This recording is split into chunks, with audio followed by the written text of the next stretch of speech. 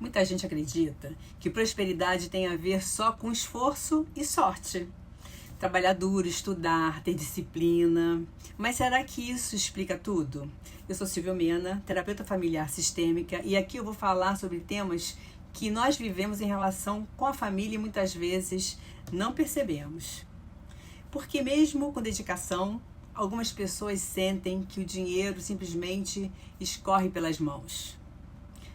Talvez a resposta esteja em um lugar que quase nunca é lembrado, a história familiar. Quando a gente fala de dinheiro, costuma pensar em algo individual, meu dinheiro. Mas na prática, a forma como você lida com ele foi aprendida dentro da sua família. E não foi um aprendizado consciente, ninguém parou para te explicar. Antes mesmo de você saber o que é dinheiro, você já estava aprendendo sobre ele. Você aprendeu no jeito que seus pais lidavam com as contas, no clima da casa, quando faltava ou quando sobrava, nas frases repetidas ao longo dos anos e principalmente nas emoções que circulam ali, medo, tensão, culpa. Ou seja, o dinheiro nunca chega até você de forma neutra, ele já vem carregado de significado. Na terapia familiar sistêmica, a gente chama isso de transmissão transgeracional. São padrões, crenças e emoções que passam de uma geração para outra, sem que ninguém precise parar para te explicar. Famílias onde sempre falta dinheiro, família onde ganhar bem é visto como desconfiança, famílias onde ajudar os outros vem antes de si.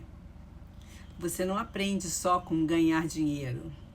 Você aprende até onde pode ir com ele. E é aqui que isso começa a aparecer na vida prática. Muitas pessoas sabem o quanto se esforçam, sabem o quanto estudaram, trabalharam, se dedicaram, mas ainda assim travam quando o assunto é dinheiro. E não é só sobre ganhar, é sobre sustentar, receber, manter, se permitir crescer. Isso aparece de formas muito concretas na dificuldade de aumentar o próprio valor no trabalho, medo de perder oportunidades, sensação de estar pedindo ou querendo demais, necessidade de se justificar o tempo todo ou até aceitar menos do que merece. E muitas vezes a pessoa olha para isso e pensa, o que tem de errado comigo?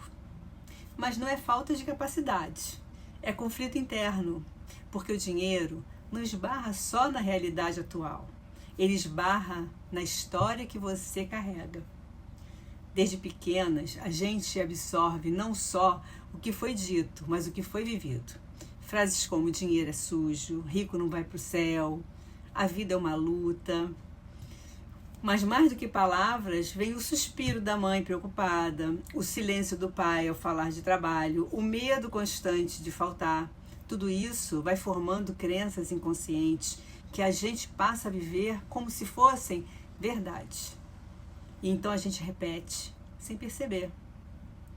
Mas tem algo ainda mais profundo, o pertencimento.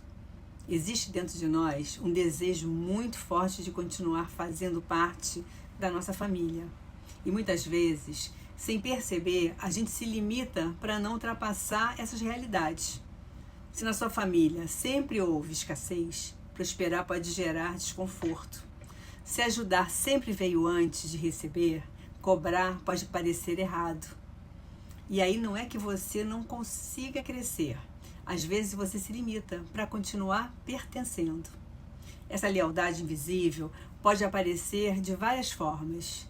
Dificuldade em guardar dinheiro, aceitar menos do que merece, gastar compulsivamente ou até travar quando surge uma oportunidade de crescer.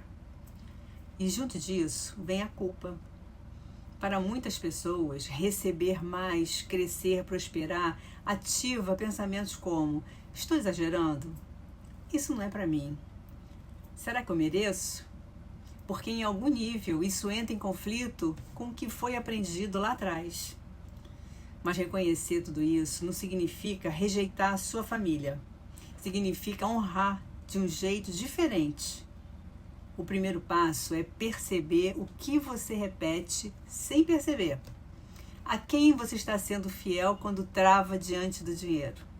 A partir daí, é possível construir uma nova relação com a prosperidade. Uma relação que inclui gratidão pelo passado, mas também liberdade para o futuro. Ter mais não é trair quem veio antes de você, é dar continuidade ao que eles começaram. No fundo, a dificuldade com o dinheiro não fala sobre a sua capacidade, fala sobre a sua história que você carrega. E quando você olha para isso, você não muda a sua forma como lida com o dinheiro. Você muda o lugar que ocupa na sua própria história. Porque o dinheiro pode até ser uma forma de expressar cuidado, mas ele não é o próprio afeto.